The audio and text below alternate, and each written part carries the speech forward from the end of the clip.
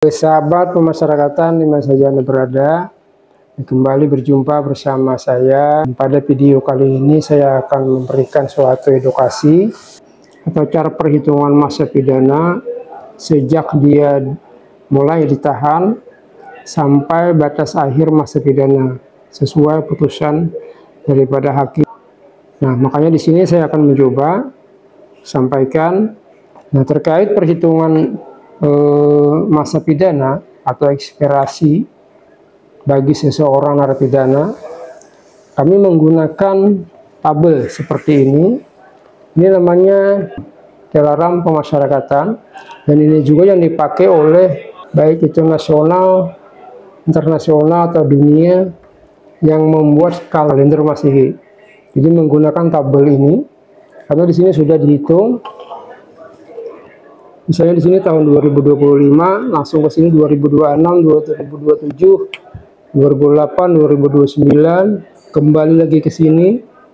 Nah, ini adalah yang diberi tanda ini namanya tahun kabisat, tahun kabisat.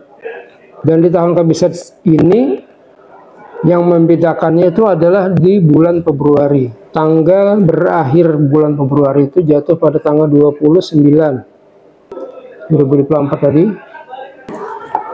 Nah, bagi yang lahir di tanggal 29 Februari di tahun kabisat ini, yang tahun 2024 tadi atau berbetulan di tahun kabisat ini, maka dia akan berulang tahun 4 tahun sekali. 1, 2, 3, 4. Nah, seperti itu.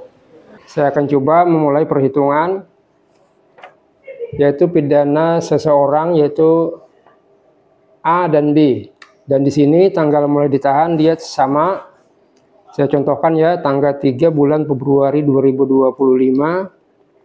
Kemudian tanggal putusan dia 24 April 2025. Namun antara A dan B ini berbeda putusan dari hakim. Yang satu diputus 36 bulan, yang B diputus 3 tahun. Kalau secara logika ya, kita membayangkan bahwa 36 bulan dan 3 tahun itu sama. Akan tetapi dalam perhitungan, menurut tabel yang kami punya ini, maka akan selisih masa bebas murni. Masa ekspirasinya akan berbeda. Kalau yang pidana 3 tahun, dia ditahan sejak tanggal 3 Februari 2025. Kita bisa langsung hitung secara manual. Tanggal 3 Februari 2025 ditambah 3 tahun, artinya jatuh temponya tanggal 3 Februari 2028. Kalau kita melihat pidana putusan yang A ini adalah 36 bulan, maka kita akan menghitung di sini sejak tanggal 3 Februari 2025, kita ambil garis mendatar. Kita hitung per bulan. 1, 2, 3 sampai berjumlah 36 bulan. Maka setelah kita sampai ke 36 bulan, maka jatuh temponya adalah tanggal bebas murninya itu jatuh pada tanggal 19 Januari 2028. Nah, ada selisih antara 36 bulan dan 3 tahun. Selisihnya itu adalah 15 hari. Nah, kenapa bisa seperti itu? Beda amar putusan, beda tanggal bebas. Nah, seperti itu. Kemudian di situ juga ada yang namanya di putusan hakim itu dikurangi masa tahanan. Nah, kalau dikurangi masa tahanan, kita menghitungnya masa tahanan itu sejak dia ditahan sampai tanggal dia diputus oleh hakim. Nah, di sini sama, dia diputus tanggal 24 April 2025, yang pidana 36 bulan dan 3 tahun sama, tanggal ditahannya sama, akan tetapi tanggal pembebasan akhirnya ada perbedaan sebanyak 15 hari. Nah, kemudian kita mencari tanggal perhitungan 2/3 masa pidana.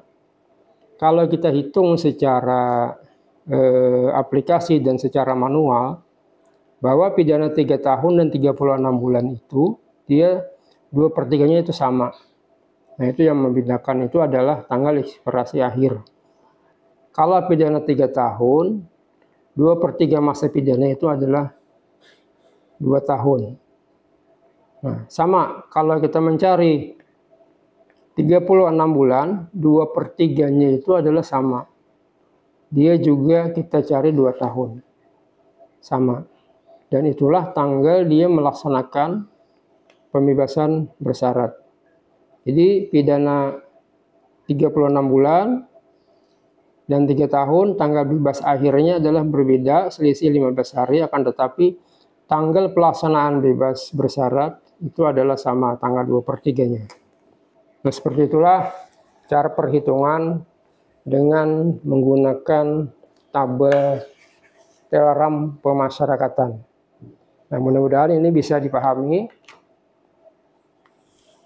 Dan kalau ada pertanyaan lagi, nanti akan saya jelaskan kembali melalui video. Baik, terima kasih. Salah hilap saya mohon maaf. Assalamualaikum warahmatullahi wabarakatuh.